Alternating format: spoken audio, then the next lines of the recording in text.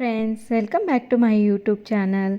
ನಾನು ಸುನೀತಾ. ಇವತ್ತಿನ ವಿಡಿಯೋದಲ್ಲಿ ಕ್ಯಾಪ್ಸಿಕಮ್ ಗೊಜ್ಜು ಅಥವಾ ಕ್ಯಾಪ್ಸಿಕಮ್ ಕರಿ ಮಾಡೋದು ಹೇಗೆ ಅಂತ ನೋಡೋಣ. ಬೆಳಗಿನ ತಿಂಡಿಗೆ ಈಸಿಯಾಗಿ ಆಗುವಂಥ ಒಂದು ರೆಸಿಪಿ. ಒಂದು 10 ನಿಮಿಷ ಟೈಮ್ ಇದ್ದರೆ ಈ ರೀತಿಯಾಗಿ ಕ್ಯಾಪ್ಸಿಕಮ್ ಗೊಜ್ಜುವನ್ನು ಮಾಡ್ಕೋಬೋದು.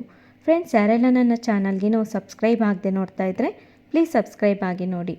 ಫ್ರೆಂಡ್ಸ್, ಅದಕ್ಕೆ ಕ್ಯಾಪ್ಸಿಕಮ್ ಗೊಜ್ಜು ಮಾಡೋದಕ್ಕೋಸ್ಕರ ನಾನಿಲ್ಲಿ 1-2 ಸ್ಪೂನಷ್ಟು ಕಡಲೆ ಬೀಜನ ಹುರ್ಕೊತಾ ಇದ್ದೀನಿ. ಇದನ್ನು ಸ್ವಲ್ಪ ಲೈಟಾಗಿ ಹುರ್ಕೋಬೇಕಾಗುತ್ತೆ. ಕಲರ್ ಲೈಟಾಗಿ ಚೇಂಜ್ ಆಗ್ತಿದ್ದಾಗೆ ಹುರ್ಕೊಳ್ಬೇಕಾಗುತ್ತೆ. ಮೀಡಿಯಮ್ ಫ್ಲೇಮನ್ನು ಇಟ್ಕೊಂಡು ಹುರ್ಕೊಳ್ಳೋಣ.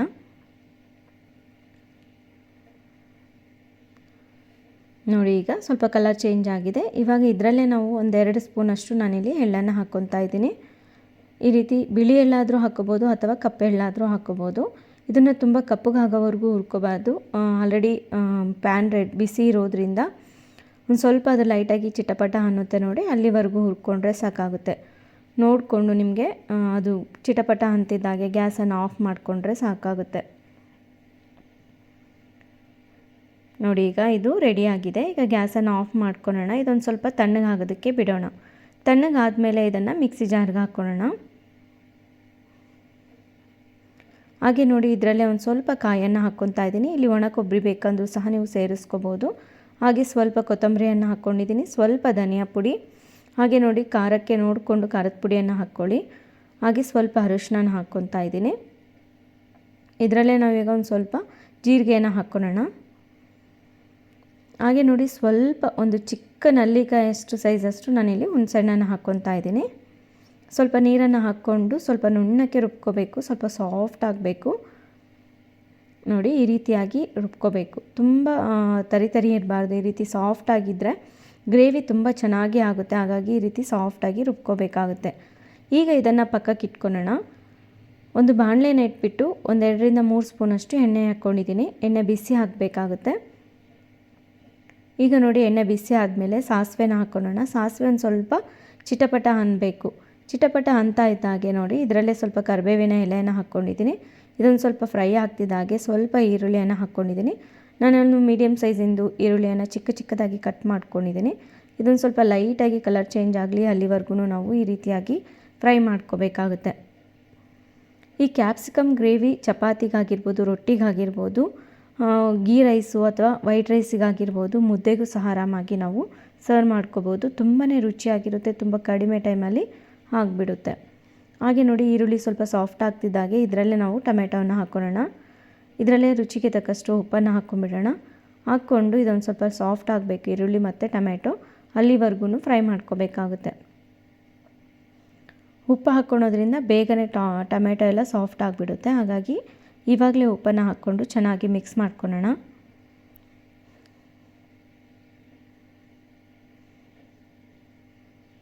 ಬೆಳಗ್ಗೆ ಎದ್ದ ತಕ್ಷಣ ತಿಂಡಿಗಾಗಿರ್ಬೋದು ಅಥವಾ ನೈಟ್ ಟೈಮು ಡಿನ್ನರ್ಗಾಗಿರ್ಬೋದು, ಈ ರೀತಿ ನಾವು ಈಸಿಯಾಗಿರೋಂಥ ರೆಸಿಪಿಯನ್ನು ಆರಾಮಾಗಿ ಮಾಡ್ಕೊಂಬಿಡ್ಬೋದು ಚಪಾತಿಗೆ, ರೊಟ್ಟಿಗೆಲ್ಲ. ನೋಡಿ, ಈಗ ಕ್ಯಾಪ್ಸಿಕಮನ್ನು ಹಾಕ್ಕೊಳ್ಳೋಣ. ಕ್ಯಾಪ್ಸಿಕಮ್ ನಿಮಗೆ ಯಾವ ರೀತಿ ಬೇಕೋ ಆ ರೀತಿಯಾಗಿ ಕಟ್ ಮಾಡ್ಕೊಳ್ಳಿ. ಉದ್ದ ಬೇಕು ಅನ್ನೋದಾದರೆ ಉದ್ದುದ್ದಕ್ಕೂ ಸಹ ತೆಳ್ಳಿಗೆ ಕಟ್ ಮಾಡ್ಕೋಬೋದು, ಅಥವಾ ಈ ರೀತಿಯಾಗಿ ಮೀಡಿಯಮ್ ಸೈಜಲ್ಲಿ ಕ್ಯೂಬ್ಸ್ ಟೈಮಲ್ಲಿ ಥರ ಕಟ್ ಮಾಡಿಕೊಂಡು ಹಾಕ್ಕೋಬೋದು. ಇದೊಂದು ಸ್ವಲ್ಪ ಎಣ್ಣೆಯಲ್ಲಿ ಚೆನ್ನಾಗಿ ಫ್ರೈ ಆಗಬೇಕು. ಮಸಾಲೆ ಹಾಕೋಕ್ಕೆ ಮುಂಚೆನೇ ನಾವು ಈ ರೀತಿಯಾಗಿ ಎಣ್ಣೆಯಲ್ಲಿ ಚೆನ್ನಾಗಿ ಫ್ರೈ ಮಾಡ್ಕೋಬೇಕಾಗುತ್ತೆ.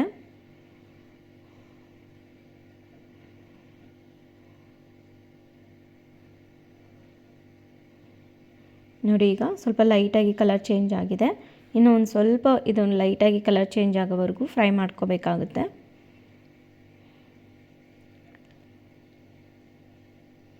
ಈಗ ನೋಡಿ, ಚೆನ್ನಾಗಿ ಫ್ರೈ ಆಗಿದೆ. ಇಷ್ಟು ಫ್ರೈ ಆದರೆ ಸಾಕಾಗುತ್ತೆ. ಇವಾಗ ಇದರಲ್ಲೇ ನಾವು ರುಬ್ಬಿರುವಂಥ ಏನು ಮಸಾಲೆ ಇರುತ್ತಲ್ಲ ಅದನ್ನೆಲ್ಲ ಹಾಕ್ಕೊಳ್ಳೋಣ. ಅದ್ರ ಜೊತೆಯಲ್ಲೇ ಸ್ವಲ್ಪ ಮಿಕ್ಸಿಯಲ್ಲಿ ನೀರನ್ನು ಸೇರಿಸ್ಕೊಂಡು ಹಾಕ್ಕೋಬೇಕಾಗುತ್ತೆ. ನಿಮಗೆ ಗ್ರೇವಿ ಎಷ್ಟು ಬೇಕು ನೋಡಿಕೊಂಡು ಅಷ್ಟನ್ನು ನೀವು ನೀರನ್ನು ಸೇರಿಸ್ಕೋಬೇಕಾಗುತ್ತೆ. ಸ್ವಲ್ಪ ಬೆಂದಮೇಲೆ ಇನ್ನೊಂದು ಸ್ವಲ್ಪ ಗಟ್ಟಿನೂ ಸಹ ಆಗುತ್ತೆ. ಹಾಗಾಗಿ ನಾನಿಲ್ಲಿ ಸ್ವಲ್ಪ ನೀರನ್ನು ಸೇರಿಸ್ಕೊಂಡು ಚೆನ್ನಾಗಿ ಮಿಕ್ಸ್ ಮಾಡ್ಕೊತಾ ಇದ್ದೀನಿ. ನೋಡಿ, ಈ ರೀತಿ ಮಿಕ್ಸ್ ಮಾಡ್ಕೊಂಡಾದಮೇಲೆ ಹಾಗೆ ಕುದೀತಾ ಇರಬೇಕಾದ್ರೆ ನಾನಿಲ್ಲಿ 1 ಸ್ಪೂನಷ್ಟು, ಒಂದು ಅರ್ಧ ಸ್ಪೂನಷ್ಟು ಬೆಲ್ಲನ ಹಾಕ್ಕೊತಾ ಇದ್ದೀನಿ. ಈ ರೀತಿ ಬೆಲ್ಲ ಹಾಕ್ಕೊಳೋದ್ರಿಂದ ಹುಣಸೆಹಣ್ಣು ಹಾಕಿರ್ತೀವಲ್ಲ, ಆ ಹುಳಿ ಎಲ್ಲ ಬ್ಯಾಲೆನ್ಸ್ ಆಗುತ್ತೆ. ಹಾಗೆ ರುಚಿನೂ ಸಹ ತುಂಬಾ ಚೆನ್ನಾಗಿರುತ್ತೆ. ಇದನ್ನು ಮಿಸ್ ಮಾಡ್ಕೋಬೇಡಿ. ಒಂದು ಅರ್ಧ ಸ್ಪೂನಷ್ಟು ಬೆಲ್ಲ ಹಾಕ್ಕೊಳೋದ್ರಿಂದ ಕ್ಯಾಪ್ಸಿಕಮ್ ಗ್ರೇವಿ ತುಂಬಾ ಚೆನ್ನಾಗಾಗುತ್ತೆ. ಈಗ ಕ್ಯಾಪನ್ನು ಕ್ಲೋಸ್ ಮಾಡಿಕೊಂಡು ಒಂದು ಕುದಿ ಬರೋವರೆಗೂ ಕುದಿಸ್ಕೊಂಡ್ರೆ ಆಯಿತು ನೋಡಿ. ಈಗ ಎಣ್ಣೆನೂ ಸಹ ಮೇಲೆ ತೇಲಿದೆ, ಕ್ಯಾಪ್ಸಿಕಮ್ ಸಹ ಚೆನ್ನಾಗಿ ಬೆಂದಿರುತ್ತೆ. ಈ ರೀತಿ ಬೆಂದರೆ ಸಾಕಾಗುತ್ತೆ. ಈಗ ಸ್ವಲ್ಪ ನಾವು ಇದ್ರ ಮೇಲೆ ಕೊತ್ತಂಬರಿಯನ್ನು ಹಾಕ್ಕೊಂಡು ಒಂದ್ಸರಿ ನೀಟಾಗಿ ಮಿಕ್ಸ್ ಮಾಡಿಕೊಂಡ್ರೆ ಕ್ಯಾಪ್ಸಿಕಮ್ ಗ್ರೇವಿ ರೆಡಿ ಆದಾಗೆ. ತುಂಬಾ ರುಚಿಯಾಗಿರುವಂಥ ಒಂದು ಕ್ಯಾಪ್ಸಿಕಮ್ ಗ್ರೇವಿ ರೆಡಿ ಮಾಡ್ಕೊಂಡ್ವಿ ನೋಡಿ. ತುಂಬ ಈಸಿಯಾಗಿ ಮಾಡ್ಕೋಬೋದು. ರುಚಿಯಂತೂ ಅದ್ಭುತವಾಗಿರುತ್ತೆ.